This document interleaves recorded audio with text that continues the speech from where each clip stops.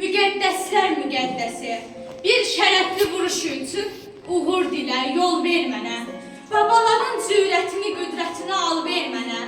Düşmənimə hiddətlərin hiddətini al ver mənə. Qanım axsa sən üstəlik qanımı ver. Canım getsə canımı ver.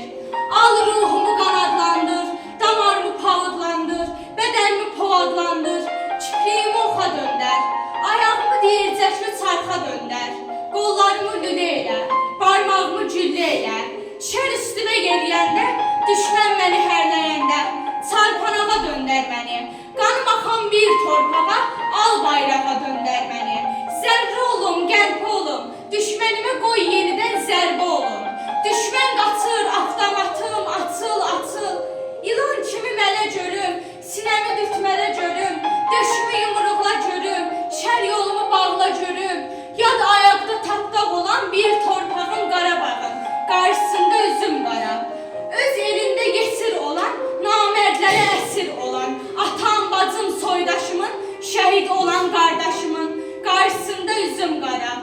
Yox bağrım öz ahımı, ulu tanrım, Azərbaycan, ağ südünü ovcuma sal. Öz əlimlə yuyum qara günahımı, de doğ mənim sabahımı, de boğ mənim tanahımı.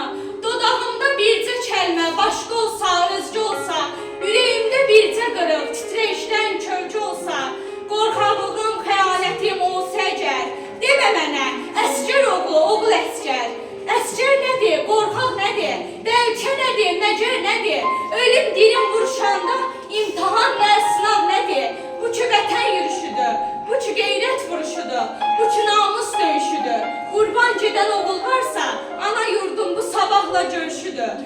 Əsgər nədir, qorxaq nədir, verdim nədir, torpaq nədir, bu müqəddəs bir ölümlə millətini diriltməkdir, bu səngəri suvarmaqdır, bu torpağı göyərtməkdir, qanım vuruş, canım vuruş, qolum vuruş. Torpaq nədir, verdim nədir, bircə qarış, əsgər nədir, səngər nədir, geri nədir? Torpaq yoxsa, vətən yoxsa, torpaq yoxsa, yaşamağın yeri nədir? Ulu Tanrım, sən şərəfli ölümləri öyrət məni. Sonra